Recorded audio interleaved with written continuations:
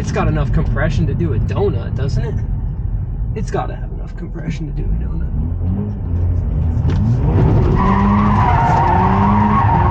Oh yeah. She still got it. What is up, Rad Potential YouTube? Welcome to today's video. Basically, deja vu. We are back to looking at the ignition on the RX8. We put this thing on the dyno. It made 86 horsepower. We changed to a set of BHR ignition coils.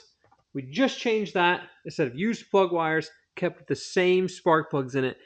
And this thing made 113 horsepower. So we literally picked up 27 horsepower just by changing the ignition coils. Now, a few other things that were happening as we were making pulls with this car, okay, that I want to teach you guys about. The car was learning. Meaning, as we were making pulls, we were driving this thing, the car was learning its tune. It was learning how to optimize the fueling such that this tired engine was running properly. You heard in the dyno video us mention that, so what does that actually mean for our car? Well, this engine was making 70 psi compression. Whenever I got the car, it had some issues. I fixed those issues. We reset the ECU, which resets the learn parameters inside the computer. You are then required to go and drive your car a little bit so it can learn how to correctly operate its own engine. It reads the AFRs and applies the target AFR that it wants to see to the fuel table to optimize itself, etc. This car hadn't exactly made its way fully through the learn cycle by the time we got to the dyno, which I didn't think would be that big of a deal, but I'm curious if a combination of the coils and the learn is what allowed us to pick up that 27 horsepower. So, unfortunately, the BHR coils that I put on this car were actually Charles's coils. He so kindly mailed them to me whenever the Bennett built coils right here, it's the same coil as what's on it, basically, the BHRs and these same ignition coil. These didn't show up in time for the dyno day. It was real unfortunate. So I scrambled and had Charles send me his coils. So those were a used set. We're going to put this brand new set on the car right now in the video. And then we're going to go drive this thing around a little bit. And we're going to see from start to finish of the video if the hot starts get better, if the drivability gets better. We're going to see how it reacts at stoplights when you push the clutch in. Does it die? What about when you kick the AC on? Does it bog itself down? Do we have TPS, hunt, idle weirdness going on? So we're going to take some time. We're going to drive this thing around. Finally install the new coils. And Ernie, on his 40th anniversary RX8 a few years back, proved that the LS coils picked up 13 horsepower on his car over a stock set of coils. Now, don't know if those stock set of coils were Revision C coils, which is what I like to run in my green car. They seem to be doing really well in the green car over the past 2 years, so those are the Series 2 RX8 ignition coils if you don't want to go the LS coil route. So, this bracket is a revised bracket from the last set of Bennett built coils I've got. It's got all your leading, trailing, leading to, trailing marked out on here. Very nice plug and play harness ready to go in this thing. And don't forget to hook up your ground wire to the battery. So let's get the intake removed again. Pull the other coils off. I'll show those to you. And then we'll be throwing these on there. And then go for a rip. And basically, otherwise, stock RX8. It's going to literally sound like a Prius. You're never going to even hear the RPMs. You're just going to be watching gauges go and me smiling because it's a yellow RX8 that runs. Y'all going to be so familiar with putting ignition coils on an RX8 after we get done with this build. Or, I guess not really a build, but let's call it a test subject. So these are the BHR coils with some plug wires that Ernie had laying around. Right there. Nice little bracket. Disconnect our ground wire. Pull this up out of here. Looks like the Bennett built coils mount to the stock location. Unfortunately, I have a bolt broken off where this mount's going to go. So we're just going to be able to put the lower two on. That'll be fine. We'll get these dropped in there. Plug wires hooked up. Fire this baby up. The coil connectors for your stock RX8, as far as they can reach, basically is the order that they plug in. So you have trailing 2, leading 2, trailing 1, leading 1. From back to front. From front to back, it's the exact opposite. So leading 1, trailing 1, leading 2, trailing 2. That's the order of your coils as they bolt in. First fire up with the new Bennett-built coils. Just gonna crank it. Thing starts way faster than it used to. Obviously it's cold right now, but either the learn is getting better or the ignition coils really make a big difference. I'm leaning more towards the latter, but eventually that learn is going to catch up and it's going to start starting well. Just when you have a low compression, you know, not healthy engine, the learn's going to take a little bit longer to learn. So let's see cold shutdown right away. Fire it right back up, see if it starts again. Honestly, not that bad for something that makes 70 PSI hot. I'm gonna shut it off. Confident it's gonna start in the morning and not be flooded. Let's take this thing for a rip. Don't need no air freshener in this thing. We got rotary premix to smell.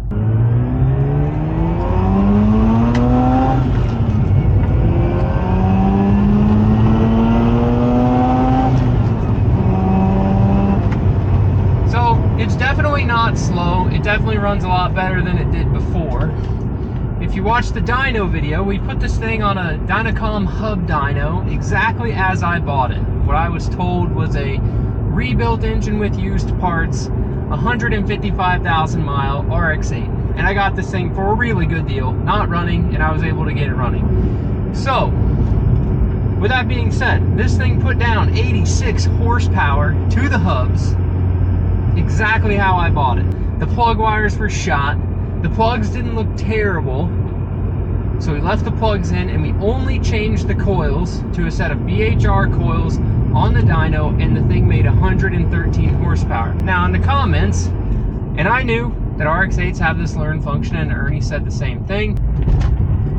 Oh yeah, stock RX8 bottoming out over every bump in the rear. The car needs to learn a little bit in order for the air-fuel ratios to get better. What you didn't see in the dyno video was Ernie was monitoring on his OBD2 scanner the AFRs as we did pull after pull after pull after pull, and as we kept doing pulls, the AFRs started to get a little bit better, a little bit leaner, and the car kept making more power. So that 20 horsepower, or I guess almost 30 horsepower we picked up from changing the coils could have been also attributed to the car learning and having a better tune. Right?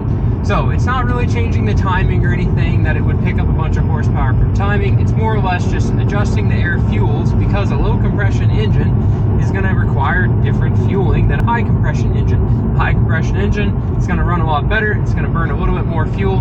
Low compression engine is just going to keep shoveling that fuel out of the compression chamber because there's not enough compression there to burn it all. So what we're doing now is we're taking this pleasant little stock RX8 for a rip, and we're gonna let this thing learn. I went ahead and reset all of the learns again just before I pulled this thing out of the garage, so that way it would be fresh and ready to go. Let it sit there. When you do the learn procedure, you want to fire the car up and not touch the throttle, not do anything. If it dies, just fire it up again, and you need to keep starting your car until it'll sit there and idle. It's going to learn its idle. So this car fired right up and sat there and idled. Everything was good. We let it idle for about 10 minutes, and then we're taking this thing out for a drive. So these RX8s are just so pleasant to cruise around in. As much as everybody's gonna be like, oh my gosh, it only made 86 horsepower, that thing has to be so slow. Well, like, I can floor it, and I'm floored right now, and it doesn't throw you back in the seat. It's not, you know, gnarly, fast, super ripper of a car. It's the superior RX chassis, so the thing handles fantastic. It's just, they're pleasant. I love these cars so much. As much as, like, I feel like you have to love the car in order to be allowed to troll it and make fun of it. So, you know, I'll never not own an RX8. These cars are awesome. I love my green one. I can't wait to dump way too much money into making a turbo and boosting the hybrid Renesas engine, but at the same time, I could probably blow up 6 Renesas engines before I could justify the cost of an FD RX7. which in my opinion is the only RX-7 that's really comparable to an RX-8. The FCs and the first gens are just kind of not even in the same realm of performance as what the FE and the RX-8 are. You can see what it does.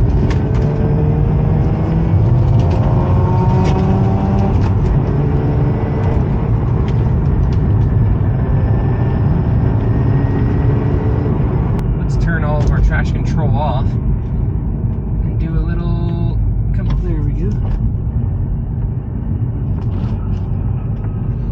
This thing it's got enough compression to do a donut, doesn't it?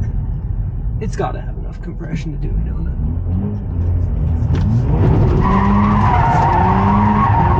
Oh yeah. She's still got it. It's a good running little RX-8, you know? Now the only thing that sucks though is if you turn your traction control off in an RX-8 all the way, so you have all the lights on over your full Christmas tree of fun, you can't turn it back on without cycling the key. So now we're stuck in no dynamic stability control, no traction control mode. So if you're like ripping around at the tail of the Dragon or something and you do some showing off for your friends and you're gonna go back up the Dragon, make sure you cycle your key, because as much as everyone, you know, I love driving my RX-8 on the track with all the nannies off, if you're driving around a public road, I'd like to keep myself within the limits of what the car is gonna slow me down to, just for the sake of getting tickets, safety of other people, you never know. But anyways, you gotta cycle the key to turn that back off. Your unscheduled random interruption for a hot start montage of the low compression RX-8. You can hear the fan running. Been driving this around today. No nothing, my feet are out of the vehicle. We're just gonna shut her off. Fans usually stay on some RX-8s whenever they get hot. Fire it right back up. This is going to be a no-cut montage right here. Look at that. So it's learning its idle, guys. Remember, figuring it out, starting it up, turning it off, starting it up, turning it off. Been burning this full tank of fuel down. Let's go ahead and just shut it off again. No revs. Give it a couple seconds. You can hear that fan turned off this time. Sometimes if you just cycle the key, the fan will stay off. Key back on. Still just lounging. I'm not cheating and touching the gas pedal. A little bit longer that time, but that's okay. Still fired right up. Not doing anything crazy. I know you guys are so hyped listening to this thing. Third time's a charm, huh? Shut it back off. That lovely ding. Give you a little, check out my cool keys for the 04. Don't get the cool switchblade key. Back in. 70 PSI compression, guys. We're dead nuts hot. You wouldn't have to eat a sandwich at the gas station if you drove the yellow RX-8 there.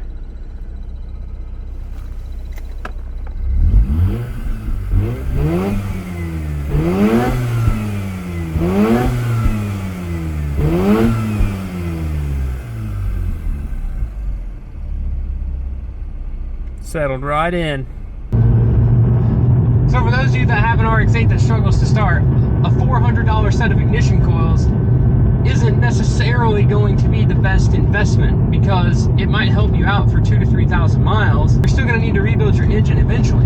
So why, you know, if you know it's low compression, then spend the money on getting a healthier engine versus getting coils. But you know, it will help out.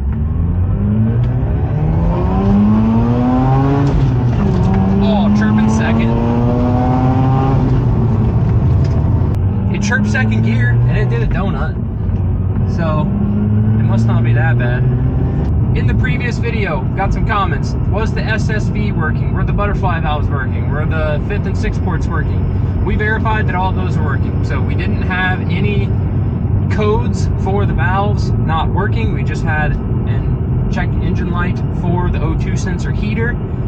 Went in there, we were revving it. I was looking at all the valves on the dyno, looking down into the intake, and I could see the SSV opening, you could see the butterfly valve working, and you could feel the motor. When you turn the key on of your RX-8, the 5th and 6th port valve's motor is going to cycle, and it is going to open the valves and close the valves. And what that tells the car is that the valves aren't stuck, and that it's gonna work. So when you turn your key on the first time, or just you're sitting there, you don't have to start it. as soon as you power the key, if you have a hand on that auxiliary port motor, you should be able to feel it turn. Now that doesn't prove that the gear isn't stripped out inside the engine, but that does prove that they aren't stuck. Keep that in mind too.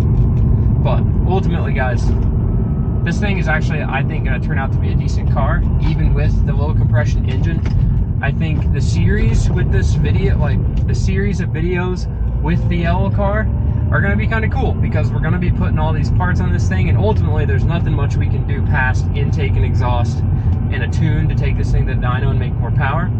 But in the meantime of while this build is going on, the turbo hybrid Renesis in my other 2004 RX8 will be going on. So the 90 psi compression engine that is in my RX8 right now, the green one, can come out. And once we have this one making the maximum power for its low compression self, then we can take a better compression engine, stick that in here, change nothing else, and take it back to the dyno and see how much power we make. You know, because ultimately, I have to give a huge thanks to Ernie, because he's done a lot of these tests with some of his RX8s and customer RX8s at Phalanx Performance, and he knows a lot of this data. The lightning yellow RX8 with low compression, we're just going to retest all of that and document it all for you guys. So go check out Phalanx Performance. If you have RX8 stuff, if you have RX7 stuff, Ernie does great work building engines, porting, etc. Tuning cars with his dyno. He can tune RX8s with VersaTuner. That's what we're going to be putting this car on. I really want to give all of you guys watching the videos a huge thank you, because I would not be as motivated to make these videos and drive these cars around and share all of this with you guys without you guys being there watching the videos and commenting below, and even if it's positive, negative, whatever comment, I love learning about it. So if there's something that I'm doing wrong and you think I could do better, drop that in the comments below. Trust me, there's literally no comment you could make that's going to hurt my feelings. It's the internet, guys. Bring it on. So with that, thank you guys so much for watching the video. The yellow RX8, it's low compression. We're going to make the best of it. So I'm going to keep driving it around now that all the snow and salt's gone up here in Indiana, and I don't have to get my mint lightning yellow RX8 all rusty. And I will keep you guys posted over the next month. Get excited. Deals Gap's coming up. We got a rally coming up. The 4-rotor RX7 is pretty much going to be the next videos you guys see on the channel. We're going to be cranking into the 4-rotor. I got to run up to Defined Auto Works and pick up the last bits of the intake manifold and the header. It's all been fabricated. We'll bring that back down here and get excited for, hopefully within a week or so, we'll be firing that 4-rotor up. So thank you guys so much. Again, keep it rad. We'll see you in the next one. Peace.